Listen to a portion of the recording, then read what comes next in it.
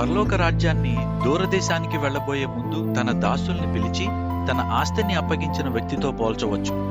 అతను వాళ్ళ సామర్థ్యాలకు తగ్గట్టుగా ఒక దాసునికి 5 తలాంతులు, ఇంకో దాసునికి 2 తలాంతులు, మరో దాసునికి 1 తలాంతు ఇచ్చి వెళ్లిపోయాడు. వెంటనే 5 తలాంతులు పొందిన దాసుడు వెళ్లి వాటితో వ్యాపారం చేసి ఇంకో 5 తలాంతులు సంపాదించాడు. అలాగే 2 తలాంతులు పొందిన దాసుడు ఇంకో 2 తలాంతులు సంపాదించాడు. అయితే 1 తలాంతు మాత్రమే పొందిన దాసుడు వెళ్లి గుంట తవ్వి తన యజమాని డబ్బును అందులో దాచిపెట్టాడు.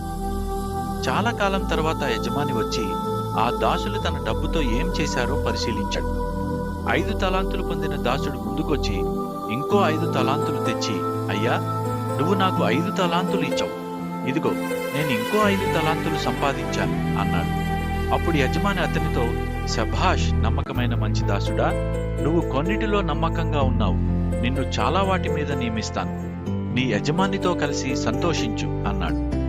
ఆ తర్వాత 2 తలాంతులు పొందిన దాసుడు ముందుకొచ్చి, అయ్యా, నువ్వు నాకు 2 తలాంతులు ఇచ్చావు, ఇదిగో నేను ఇంకో 2 తలాంతులు సంపాదించాను అన్నాడు.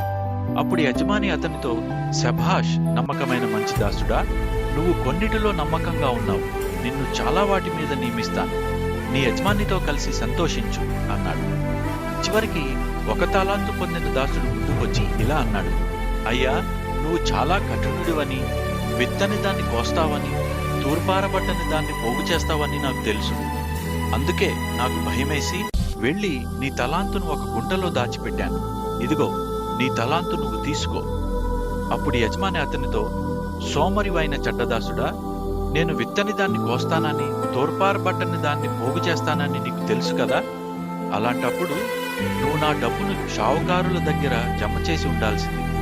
అలా చేసి ఉంటే నేను వచ్చినప్పుడు వడ్డీతో సహా దాన్ని తీసుకునేవాడిని. కాబట్టి ఆ తలాంతును అతని దగ్గర నుండి తీసేసి 10 తలాంతులు ఉన్న అతనికి ఇవ్వండి. ఎవరి దగ్గరైతే ఉందో వాళ్ళకి ఇంకా ఎక్కువ ఇవ్వబడుతుంది, వాళ్ళ దగ్గర సమృద్ధిగా ఉంటుంది. కానీ ఎవరి దగ్గరైతే లేదో వాళ్ళ దగ్గర ఉన్నది కూడా తీసేయబడుతుంది.